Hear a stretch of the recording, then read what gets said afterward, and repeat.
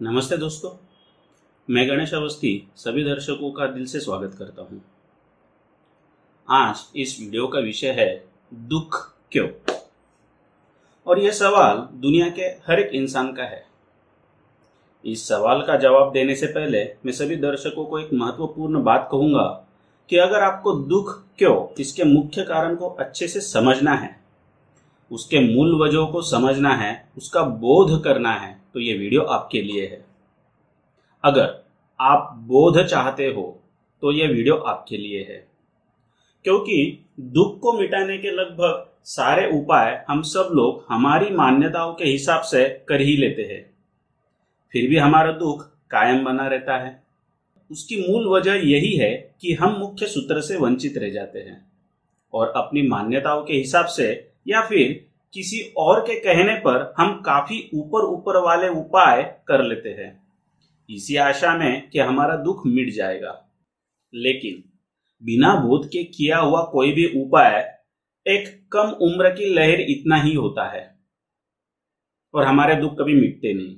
इसीलिए जीवन में सबसे ज्यादा जरूरी बात है बोध, समझ, अवेयरनेस, अंडरस्टैंडिंग।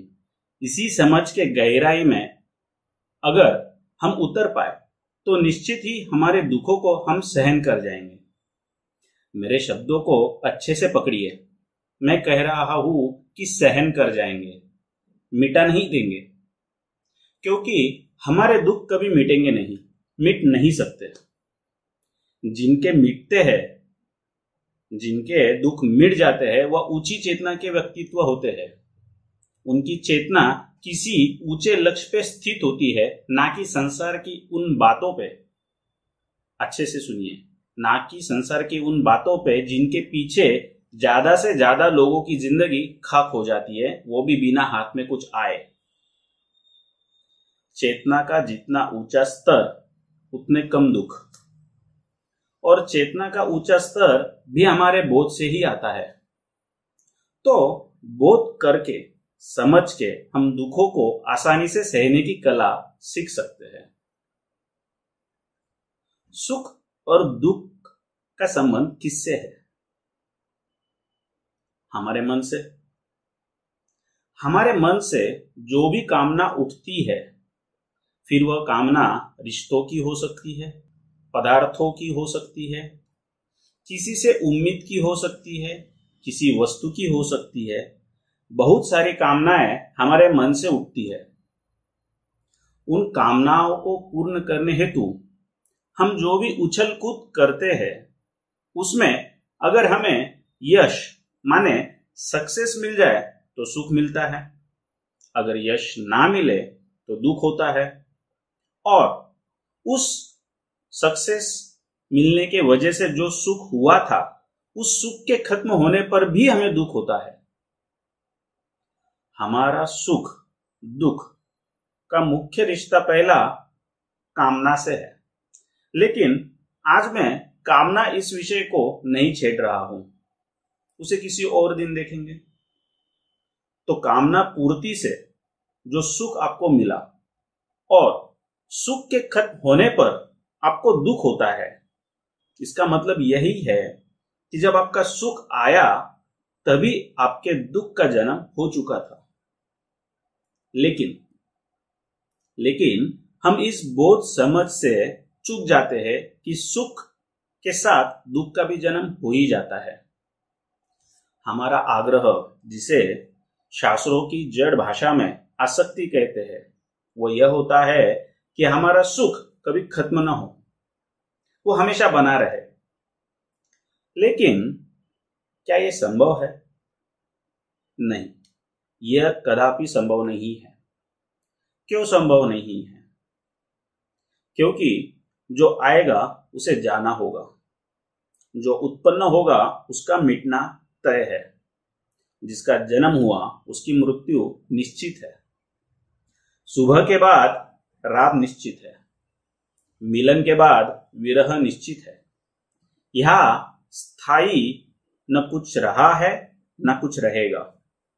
इसीलिए सुख के बाद दुख अनिवार्य है। तो फिर क्या हमें सुखी नहीं होना चाहिए? क्या सुख को प्राप्त करने हेतु अलग अलग कामनाओं पूर्ति हेतु उछल कूद नहीं करनी चाहिए?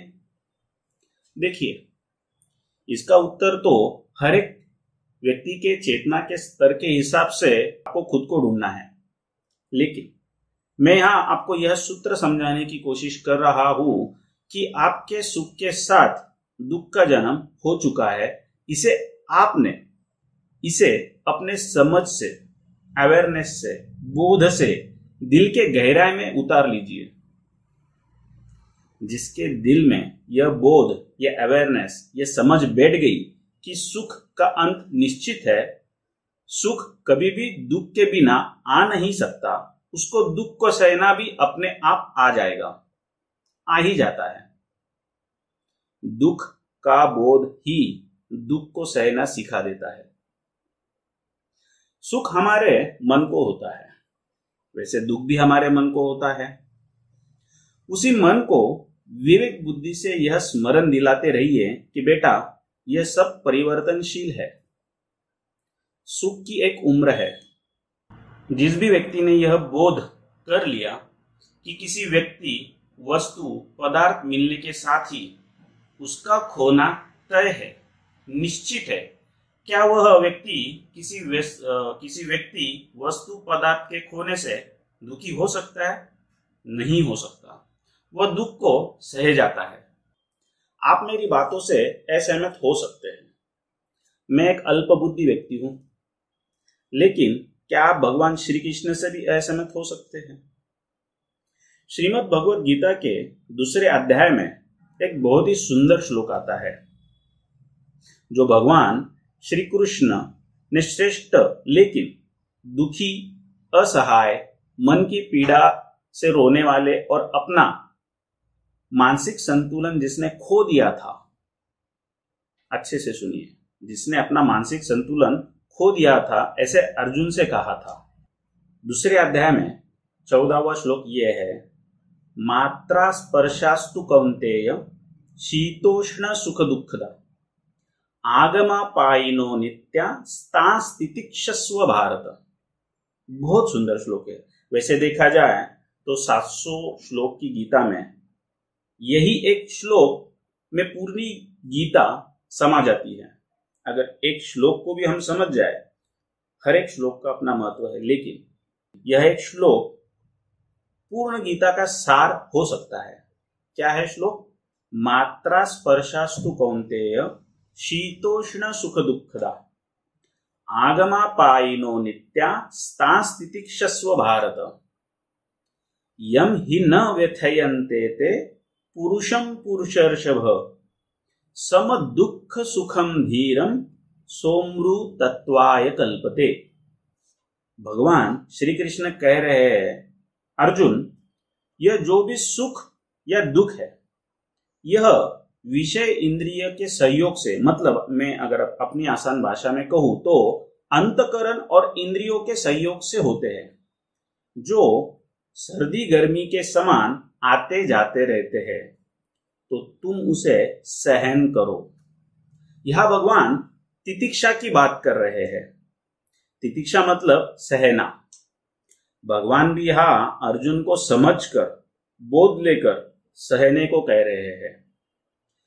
भगवान आगे कह रहे हैं कि जो इन सुख दुख को समान मानते हुए उनसे ना हर्षित ना व्यथित होगा, वही अमृत तत्व को पाने का अधिकारी है।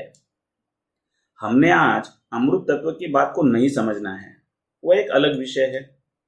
हमें दुख क्यों, इसको समझना था, जिसे आप अच्छे से समझ गए होंगे, यह मैं आशा करता हूं। आपकी प्रतिक्रिया आप कमेंट बॉक्स में दे सकते हैं, उनका हमेशा स्वागत है। ईश्वर आपको विवेक, आरोग्य, ऐश्वर्य और शाश्वत आनंद प्रदान करे। धन्यवाद।